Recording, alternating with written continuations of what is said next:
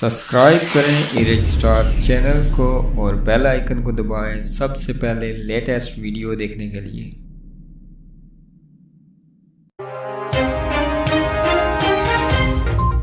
अस्सलाम वालेकुम दोस्तों, इरेज स्टार टीवी पर आपको खुश आमदीद। आज़ाद कश्मीर लॉकडाउन को स्मार्ट लॉकडाउन में तब्दील करने का फैसला। वज़ीर आज़म आज़ाद हुकूमत रियासत जम्मू व कश्मीर राजा मोहम्मद फारूक हैदर खान की ज़ेर सदारत कोविड-19 की मौजूदा सूरत हाल और लॉकडाउन के हवाले से आला सतह इजलास मुनक्कद हुआ। इजलास में फैसला किया गया कि लॉकडाउन की जगह स्मार्ट लॉकडाउन आज़ाद कश्मीर में नाफज किया जाएगा, जो 9 दिसंबर नाफज अमल होगा। इजलास में ये भी फैसला किया गया कि आज़ाद कश्मीर में इत्तेजामात पर पाबंदी रहेगी। बाजारों के औकात कार सुबह 7 बजे से रात 10 बजे तक होंगे। 10 साल से कम 60 साल से ज़ायद अफराद की बाजारों में दाखिले पर पाबंदी होगी। रेस्टोरेंट होटल के अंदर खाना खाने की इजाज़त नहीं होगी, सिर्फ पार्सल किया जा सकता है। 10 जनवरी 2021 तक तमाम तालीमी इदारे बंद रहेंगे। अंदरून शहर और एंट्री पॉइंट्स पर दाखिले पर SOPs के तहत अमल दरामद करवाया जाएगा। खिलाफ वर्जी की सूरत में सजाएं होंगी। दफातर में 50% अमले से काम लिया जाएगा। गैर जरूरी नकल व हरकत पर पाबंदी होगी। शादी हॉल्स के ऊपर भी पाबंदी बरकरार रहेगी।